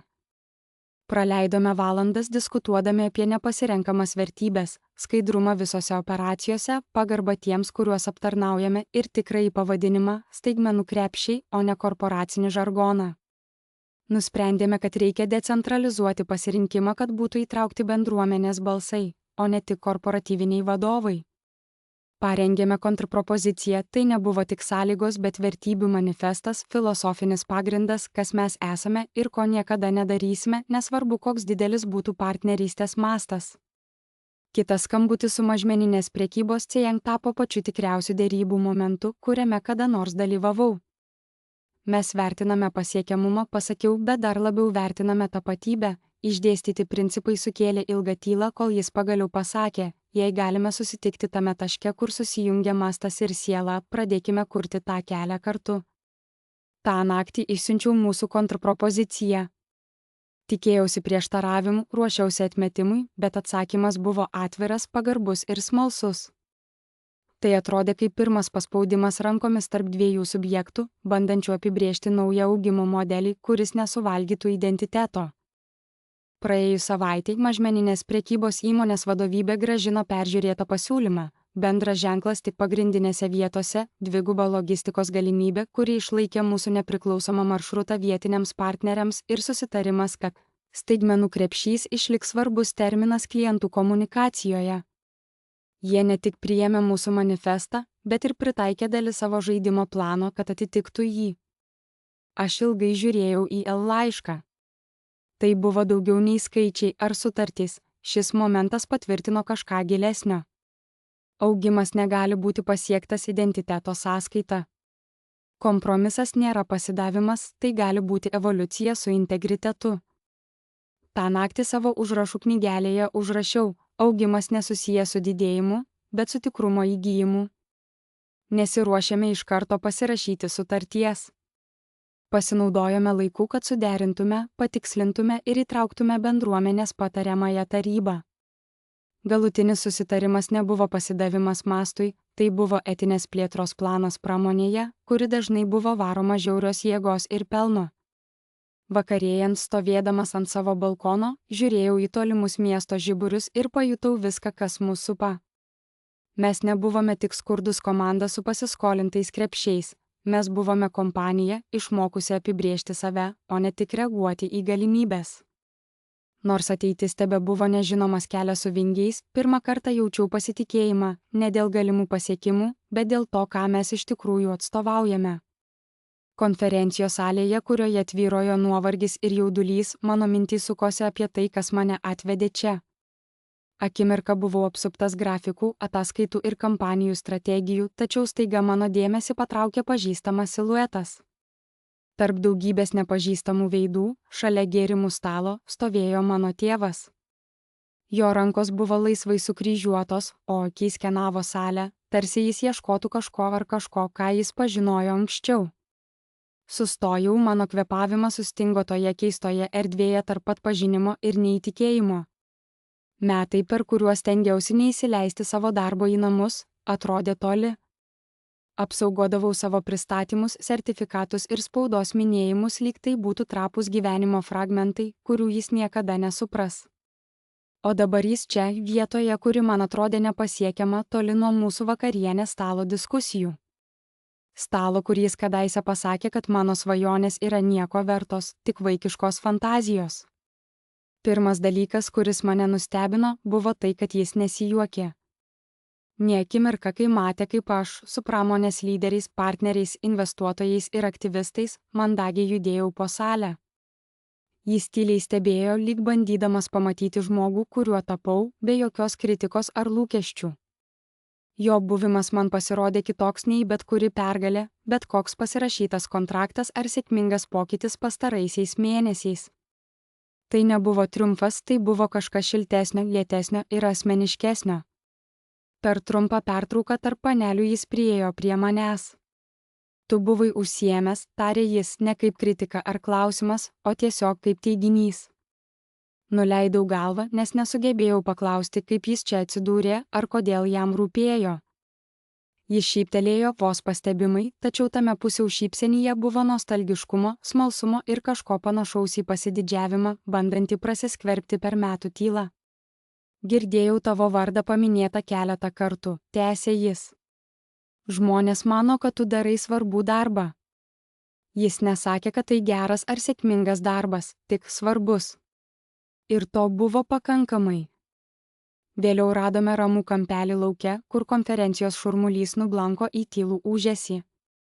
Pasakojau jam apie įmonės vystymąsi, pirmuosius kepyklų užsakymus, chaotišką plėtrą, strateginės dėrybas, nemalonės kovas su tapatybės ir plėtros klausimais, žiniasklaidos audrą, Rachelės išvykimą, naują manifestą ir partnerystę su mažmeninės prekybos tinklu. Jaučiau, kad jo žvilgsnis nepalieka manęs nekritikuodamas, o sukoncentruota vyro, kuris pagaliau siekia suprasti, o ne būti įtikintas dėmesiu. Ilgą laiką jis nieko nesakė, tiesiog klausėsi. Tai atrodė kitaip. Kai pirmą kartą pristačiau jam savo idėją prie mūsų vakarienės stalo, jis juokėsi. Nepiktai, bet nuolaidžiai, lyg iš gyvenimo patirties žinodamas, kad kai kurios svajonės per silpnos, kad išgyventų dienos šviesoje. Šiandien jis nesijuokė. Bandžiau įsivaizduoti, kaip būtų paversti maisto atliekas kažkuo daugiau, sakė jis, ir tuo jis jau buvo žengęs pirmą žingsnį į mano pasaulį. Nors nesugebėjau to pamatyti, kažkas viduje man švytėjo. Negalėjau tiksliai suprasti, kas pasikeitė, bet suvokiau, kaip tai svarbu jam. Džiaugiuosi, kad tave matau, ištariau ir jo žodžiai, tarsi uždarantys ratą, skambėjo kaip atskleidimas, kad kažkas buvo nebaigta. Kas pasikeitė, paklausiau švelniai, nesugebėdamas slėpti savo smalsumo. Jo akis spindėjo švelniai kaip foje apšvietimas. Aš nesu čia, kad kritikuočiau, jis atsakė lėtai. Aš atėjau, nes girdėjau žmonės kalbant apie tavo darbą, ne tik apie tai, ką tu darai, bet ir kaip tai darai. Šis skirtumas mane palietė giliai. Ilgą laiką įsivaizdavau, kad jis ateis tik tuo met, kai pasieksiu nepriekaištingą sėkmę, didžiausius pajamų skaičius, apdovanojimus ir žiniasklaidos šlovę. Tačiau jį sužavėjo nesėkmingiausios versijos, o tai, kaip aš sugebėjau išlaikyti savo integritetą ir žmogiškumą, nepaisydama augimo kritikos ir spaudimo. Vėliau tą vakarą tyliai žingsniuodami konferencijos foje, pajutome, kad atmosfera nėra įtempta ar nepatogi, ji buvo kupina buvimo akimirkos. Aplink skambėjo pranešimai apie inovacijų laboratorijas ir finansavimo konkursus, tačiau tai buvo tarsi foninė muzika, palyginti su mūsų pačių istorijomis. Galiausiai su šypsena jis ištarė kažką paprasto, tačiau tai skambėjo mano širdyje tarsi lengvas, bet svarbus svoris. Tu sukūrei kažką tikro. Neturtingo, nesėkmingo, bet tikro. Tikra, tai reiškia autentiškumą, tai reiškia integritetą, tai reiškia, kad aš išgyvenau ne dėl sėkmės, ne dėl korporacinių manevrų, bet išlaikydama žmogaus širdį, kuri buvo idėjos pradžia, imdama tai, ką visuomenė atmeta, ir padarydama tai svarbu vėl. Nesitikėdama atsakyti iš karto, susimąsčiau apie naktis praleistą su mintimis, kai pasaulis miegojo, apie akimirkas, kai norėjau pasiduoti, apie neatsakytus skambučius ir abejonės, kurios grasino viską sugriovus. Prisimenu pirmuosius duonos trupinius, kurie viską pradėjo ir kiek toli mes nuėjome. Galiausiai ištariau, nežinau, ar būčiau galėjusi to pasiekti, jei nepraradusi miegą ar išmokusi vertinti tai, ką kiti laikė atliekomis, jo žvilgsnis buvo stabilus, apmąstantis. Kai kurie pamokos ateina per kovą, jis tarė. Pasaulis dažnai moko to, ko reikia išmokti, o ne to, ką nori išgirsti. Mes stovėjome ten, minia aplink mus tarsi plūste plūdo, ir aš pajutau pokytį, ne tik jame, bet ir savyje. Nebuvo fanfarų, nebuvo dramatiškų aplodismentų, nebuvo konfeti krentančio nuo lubų. Tik vyras, kuris anksčiau nesuprato, ir dukra, dirbusi tyliai 4 metus, galiausiai susitikdami erdvėje, kur žodžiai apie pripažinimą tapo įmanomi. Sugrįžome į vidų, žengdami šalia vienas kito, ir tą akimirką tai atrodė ne kaip sugrįžimas, o kaip naujas pradėjimas. Kitą dieną vėl užlipau ant scenos, šį kartą be nepastebimo vertinimo naštos ant krūtinės. Mano kalba nebuvo apie statistiką ar prognozes. Ji buvo apie tai, kodėl pradėjau, apie žmonės, su kuriais susipažinau, ir apie akimirkas, kai atrodė, kad viskas. Pasaulis atrodė esantis prieš mus, tačiau tyli, galinga užsispyrimo jėga, šaknyjasi tiksle. Prisimenu tą suplėšytą šiukšlių maišą, kuris pirmiausiai patraukė mano dėmesį, ir vyrą parke, kuris pasakė, kad mano maistas vis tiek atrodo kaip šiukšlės. Tas atmetimas išmokė mane daugiau nei bet kuri verslo knyga galėtų. Šalia buvo Rachel, kuri tikėjo manimi, dar net nepasitikint savimi. Taip pat prisimenu tą internetinį išpuolį, kuris beveik mūsų griauna, ir kaip skaidrumas tapo mūsų didžiausia ginklu. Pasakojimo metu nesinaudojau skaidrėmis, man jų nereikėjo, nes pati istorija buvo pakankama. Kai paminėjau $3 kainuojančias staigmenas, kurios dabar kiekvieną savaitę maitino tūkstančių šeimų, žiūrovai pradėjo murmėti. Kalbėdama apie kepyklos savininkę, kuri pirmą kartą išvydo, kaip jos perteklius duonos keliauja į šeimą, o ne į šiukšliadėžę, pastebėjau, kaip žmonės pirmame eilėje trynė akis. Trečioje eilėje sėdėjo mano tėvas, klausydamas, nesirašydamas pastabų, tiesiog buvęs čia. Tai buvo daugiau nei sandoris, daugiau nei titulas, daugiau nei bet koks išorinis pasiekimas galėjo suteikti. Po mano kalbos susidarė eilė. Žmonės norėjo paspausti man ranką, pasidalinti savo istorijomis apie švaistymą ir poreikį, klausti, kaip galėtų pradėti kažką panašaus savo bendruomenėse. Moteris panašaus amžiaus kaip mano mama paėmė mano rankas ir pasakė, mano dukra mano, kad jos idėja irgi kvaila. Skambinsiu jai šiandien vakarą ir atsiprašysiu, nežinojau ką pasakyti, tad tiesiog ją apkabinau. Vėliau, kai minia išsisklaidė ir šviesos aptemo, mano tėvas vėl priėjo prie manęs, šį kartą žengdamas lengvesniu žingsniu. Aš vis dar nesuprantu kiekvienos smulkmenos, prisipažino jis, bet vieną dalyką suprantu - tu padarei tai savo. Ir tai yra kažkas reta, nusišypsojau, dėkingumas plūdo iš vietos, kurią anksčiau saugojau labai kruopščiai. Ar prisimeni tą vakarienę, paklausiau, kai sakei, kad likučiai nėra tikras darbas, jis buvo tylus akimirką, tada lėtai linktelėjo. Prisimenu. Klydau. 3 žodžiai, paprasti, tiesus, be puošybos. Tai buvo tie žodžiai, kurių laukiau 3 metus. Niekada neverkiau, nes man nereikėjo, kai kurie įrodinėjimai nekelia ašarų, jie tiesiog reikalauja pripažinimo. Metais bėgant siekiau išorinio pripažinimo, finansavimo, partnerystės, spaudos ir nors tai turėjo savo vertę, šis momentas buvo grynesnis. Giliai pripažinimas iš žmogaus, kurio balsas kadaise atrodė kaip sėkmės ar nesėkmės matas. Ta naktį lėktuve grįžtant namo atveriau savo žurnalą ir tiesiog parašiau, kartais didžiausias palaikymas nėra plojimai, o supratimas, uždariau akis ir leidau tylai įsiskverbti ne kaip palengvėjimą, bet kaip pagrindą. Prieš akis dar laukia ilgas, nenuspėjamas kelias kupinas iššūkių, kurių dar nematėme, tačiau tame uždaroje pripažinimo kilpoje, nuo abejonių iki pripažinimo, radau jėgą, kuri buvo gilesnė nei bet koks pasiekimas ar apdovanojimas. Tyloje tos kabinos tamsybėse supratau kažką esminio - sėkmė be ryšio yra tuščia, tačiau ryšys be sėkmės vis dar yra turtingas reikšmės. Kai ėmiau skęsti miegui, pajutau dėkingumą, kuris nebuvo apie pergalę, bet apie tai, kad buvau matoma. Vakarą, kai telefonas sužibo ir ekrane pasirodė pažįstamas vardas, aš atsakiau ne todėl, kad praeitis to reikalautų, bet todėl, kad dabartis pagaliau leido. Mūsų pokalbis užtruko ilgiau nei tikėjausi. Jis uždavė klausimų apie verslą, tikrų, rimtų klausimų, kuriuos anksčiau rezervuodavo mano broliui, kai kalbėdavo apie jo apskaitos karjerą. Norėjo sužinoti, kaip veikia mūsų staigmenų maišeliai, kaip saugome maistą, kiek žmonių kasdien pamaitiname. Aš atsakiau į kiekvieną klausimą ir su kiekvienu atsakymu tarp mūsų ėmė kisti kažkas. Tai nebuvo atleidimas, nes nebuvo ko atleisti, tai buvo lėtas ir kantrus supratimas, kurio užtrunka metų metus. Prieš baigdami pokalbį, jis pasakė kažką, kas mane nustebino. Tavo mama nori savanoriauti viename iš jūsų maisto paskirstimo centrų. Jis sako, kad nori padėti pakuoti maišelius. Išgirdęs tai nusijuokiau, o ašaros taiga prispaudė mano akis. Pasakyk jai, kad įrašysiu ją į grafiką, juokdamasis atsakė jis. Tai galėjo būti pirmas kartas, kai išgirdau jo juoką nuo vaikystės, tikrą juoką, šiltą ir nesaugomą. Kai pokalbis baigėsi, trumpam sėdėjau viena, jausdama keistą ramybę, kuri atsiranda, kai istorija užbaigė vieną iš savo ratų. Vėlesniais mėnesiais sėkmė nustojo būti finišo linija ir tapo atsakomybė. Įmonė augo taip, kaip niekada nesugalėjusi įsivaizduoti tų ankstyvųjų naktų, kai važinėjau motoroleriu. Su šiuo augimu atėjo sprendimai, kurių nebuvo galima priimti tik instinktu. Mes susidūrėme su klausimais apie plėtrą, apie tai, kaip išlikti ištikimiems savo misijai, kol naviguojame rinkose, kuriuose greitis vertinamas labiau nei rūpestis.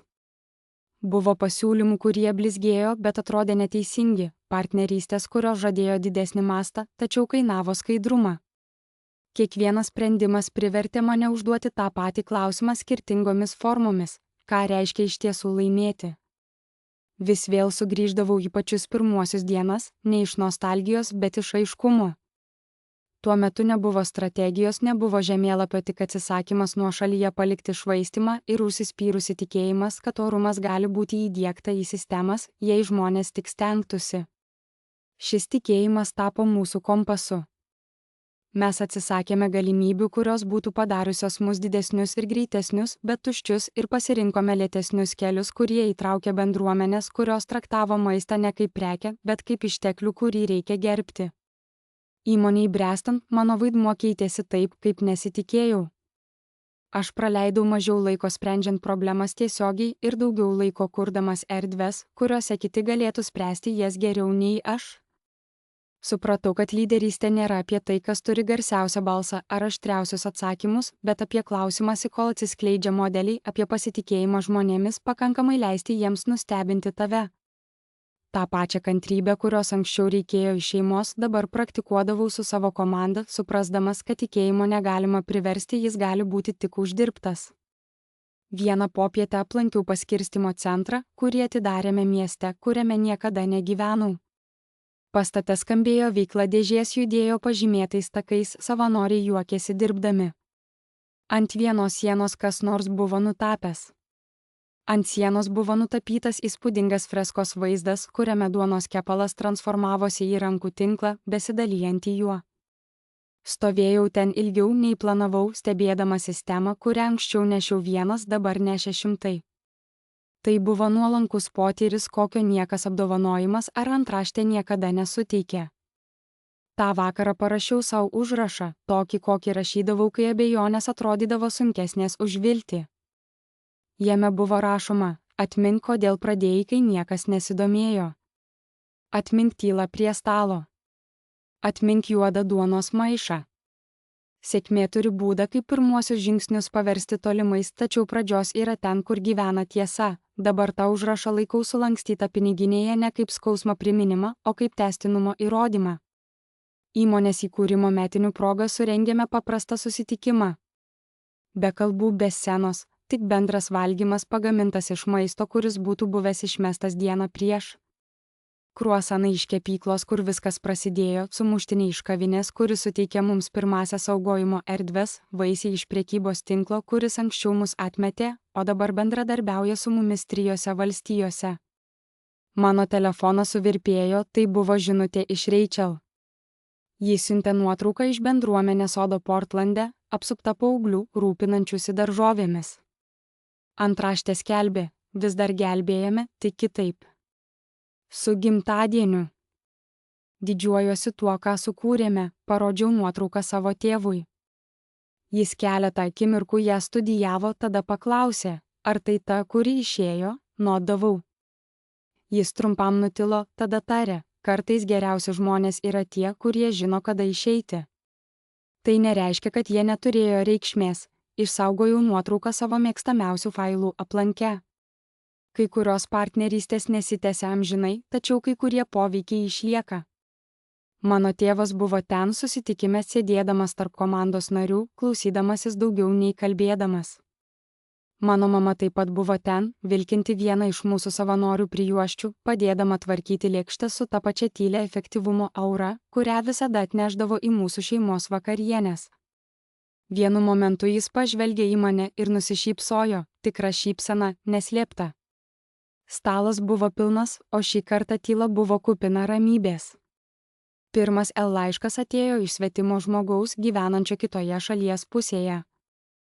Buvau giliai paniręs į auditų ir prognozių pasaulį, bandydama suderinti mūsų sistemas kitam ketvirčiui. Greitai parašiau atsakymą, tačiau vėl pažvelgiau į temos eilutę, įkvėptą jūsų istorijos, vietinė maisto gelbėjimo iniciatyva, greitai perbėgau akimis žodžius, visai nesitikėdamas nieko ypatingo, tačiau atidarius laišką mano mintys sustojo. Pradėjau grupę savo miestelyje, naudodamasis jūsų sistema. Vadiname ją per daug gerai, kad būtų išmesta, moksleiviams. Noriu, kad žinotum, jog tai pakeitė mūsų mąstymą apie maistą bendruomenėje. Perskaičiau šią pastraipą 2 kartus, tada dar kartą, nes atrodė, jog kažkas iškalė mano vidinį monologą į tikrovę. Prie laiško buvo pridėtos nuotraukos 10 paauglių atšvaituose, dviračiai apkrauti duonos ir vaisių krepšiais, o už jų kreida parašyti žodžiai: sumažink, išgelbėk, gerbk. Sėdėjau tyliai, mano nešiojamojo kompiuterio murmėjimas taiga pasidarė tolimas, kai suvokimas įsiskleidė kaip lėtas saulėtekis. Tai nebuvo tik mano. Kai aš išėjau į gaivų rytą, praėjus valandai po to, kai gavau žinutę, mano širdis buvo pilna džiaugsmo.